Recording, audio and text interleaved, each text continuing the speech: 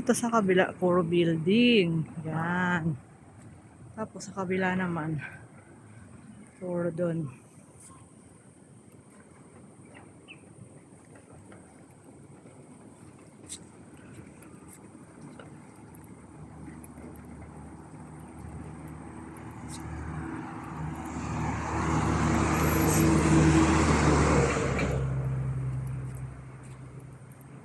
Magwa-walking lang tayo. 40 minutes bago ako makarating sa market. Tapos 40 minutes uli. Pabalik sa bahay.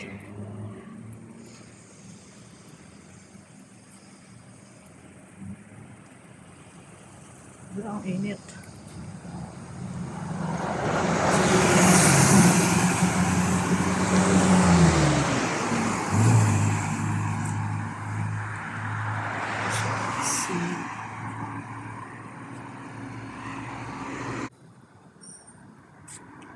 Buti na lang nagdala ako ng payong.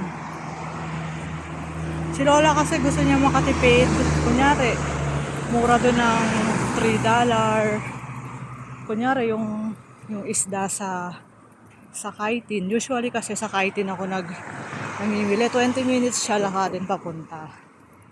Tapos ngayon, pupunta ako dun sa Taktin. 40 minutes naman lakadin papunta.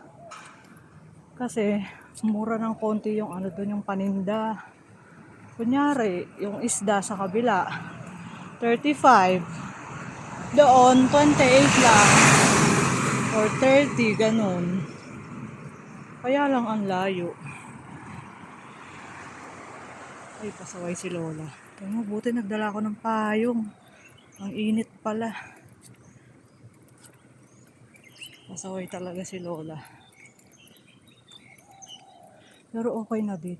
Pero kasi, tapos na ako sa ginagawa ko sa bahay. Kaya, syempre, umupo ako kasi wala naman akong gagawin. Meron namang gagawin, kaya lang shortcut ko para tapos agad. Kaya lang nakita niya ako. Ayun, kaya siguro inutusan niya ako sa malayo. Kasi, baka sayang yung pinapasahod niya kasi nakaupo lang ako. Lechosera siya. Okay lang yan. Yan. Yan. Init. Buti may dala akong payong. Tapos ayan yung bawat station. Ang daing bus station dito. Kada kanto may bus station.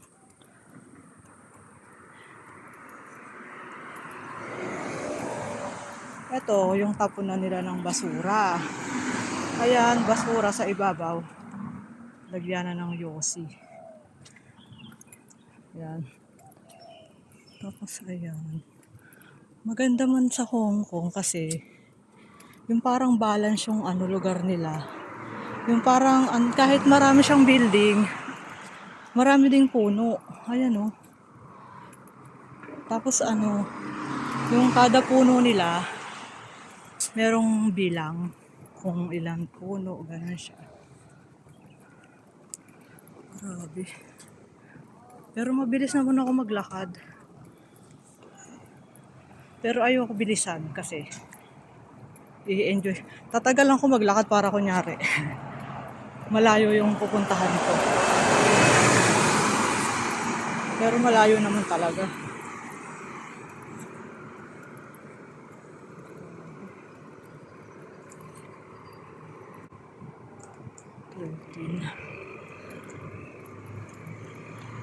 Yan lang, magwa-walking lang tayo.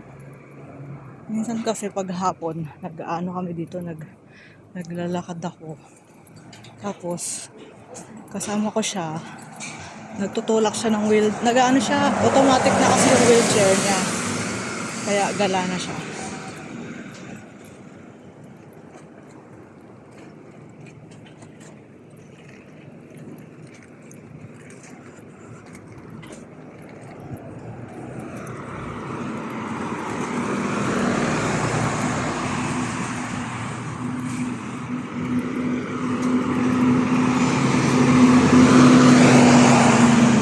Dito doblihan yung bus nila, yung may may taas, tapos yung Yung pinaka-jeep nila dito, ayun yung ano, yung maliit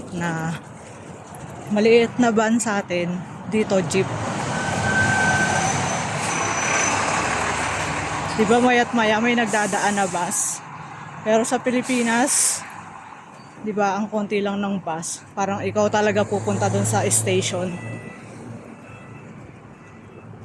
Dito, ikaw mamimili ng station kung saan ka malapit.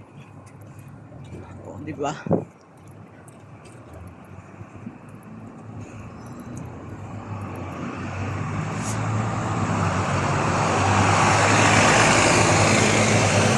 Ayan o.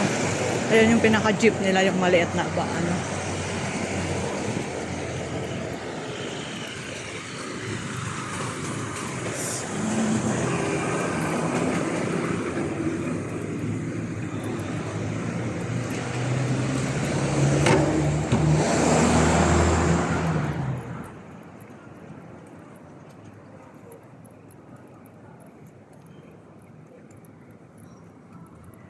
Ayun, may tinutulak na naka-wheelchair. Ganon din ako dati. Nagtutulak ako ng ano, yung lola. Di tulak pa yung wheelchair niya. Tapos, ang taba niya. Alam mo yun, ang hirap. Tapos, ang payat-payat ko lang. Sabi ko, hala, first month pa lang ako, susuko na ako. Sabi ko, hala, feeling ko mamamatay na ako. Kasi nga, hinahabol ko yung hininga ko kasi ang bigat ni lola. Lahat ng puwersa pag itutulak mo. Pataas kasi yung mga daan dito. Kunyari, tinaas, paano, puro paakyat, parang ganun. Tapos pag pababa naman, tatangayin ka naman kasi ang bigat ng puwersa ng tinutulak mo sa wheelchair. Buti nga nag-automatic na siya ngayon.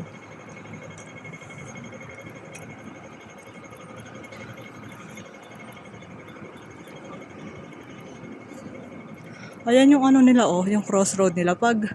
Pag hindi ka nag ano, pag hindi ka nag-stop, tapos yung parang kahit wala pa yung red stop, tapos nagtatawid ka na, bawal yun. Ano kaya lang yung ibaba pa sa Y, parang kahit naka-red, tumatawid pa rin. Pero kahit saan naman, di ba, may pasaway. Ayan, dito lang tayo.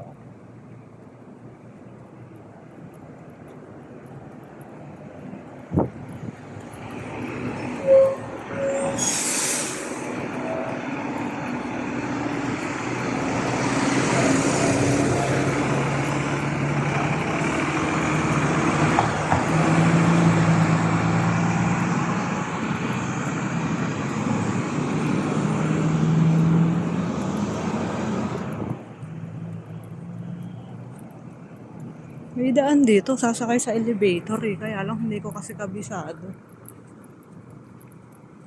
Dito papasok din sa building, tapos sasakay ka ng elevator. Kaya lang hindi ko alam kung ano. Pag doon kasi, ang layo pa.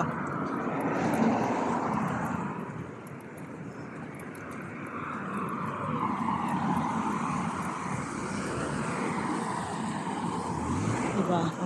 Ang galing ng ano nila.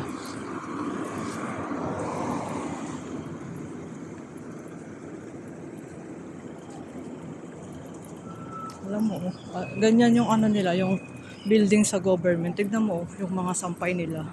Yung mga sampay nila nasa ano lang, nasa labas. Ganyan din yung sampayan sa bahay namin. Alam mo yun, parang ano ka, buwis buhay pag magsasampay ka. Pag namali ka ng ano, bagsak ka. Hala. Ay no, yung mga sampay nila nasa labas.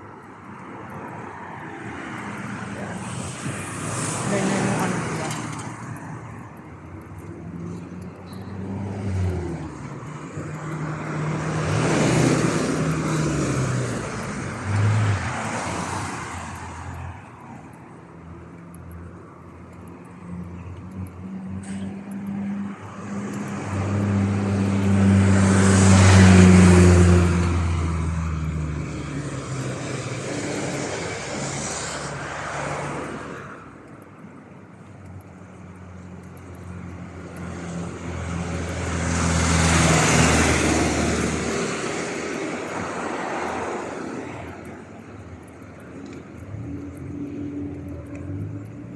Dito may elevator. Pa-shortcut, papunta doon sa market. Medyo malapit. Kasi pag iikot pa ako doon, didiretsuhin ko pa yun. Kaya lang, hindi ko naman siya kabisado dito.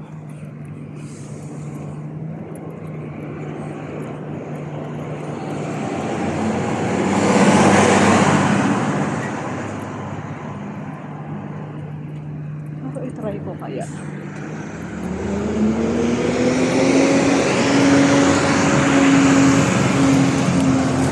Ita-try ko dito kasi. Baka mali naman ako na. Kasi alam ko dito yun eh. Ay, hindi siya dito siya. Alam naman. Oh, dito nga siya kaya lang hindi ko naman alam ang password. Tatawagan ko na lang si madam. Pupunta kasi ako sa Taktin. Bali may makakasabay ako, makikipasok na lang ako. Sana pa niya ako, sana pa pasukan niya ako. Pupunta lang ako sa Taktin, sa second floor.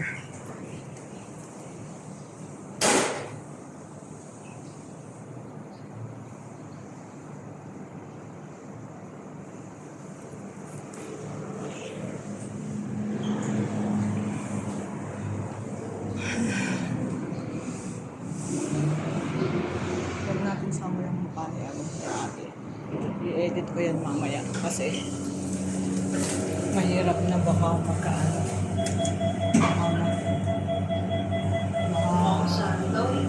Ano tayo.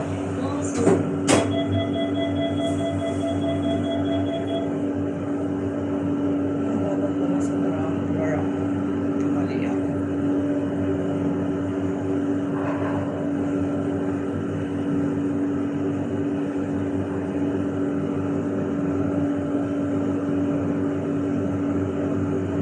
Sa ground floor lang pala ako ng 16.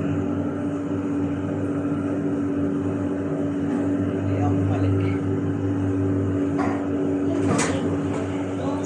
Ground floor. Nakapunta ako sa 19th floor. Dito kasi siya alam.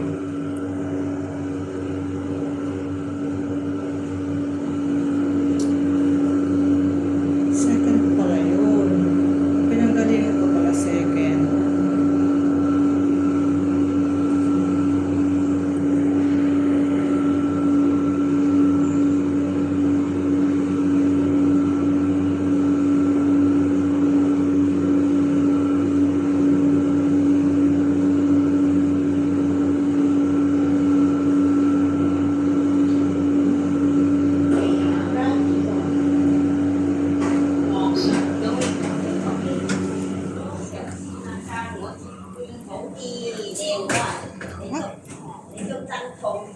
Ayun, tama. Tama ako nung pinuntahan.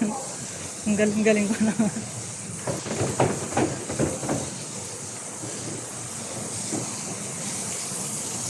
Tapos, manghuhula uli ako doon pagdating sa elevator doon. Kasi hindi ko siya alam kung anong floor yung yung market. Ayun na yung McDonald's. Sige, mamaya na lang. Mag-explore muna ako dito. Basta may may naghuhugas ng sahig. Awas na. Kadakilan. Ayun o. Second floor pala yung pinanggalingan ko. So, ito sa McDo. Yan. Okay, nakarating na tayo. Bye-bye.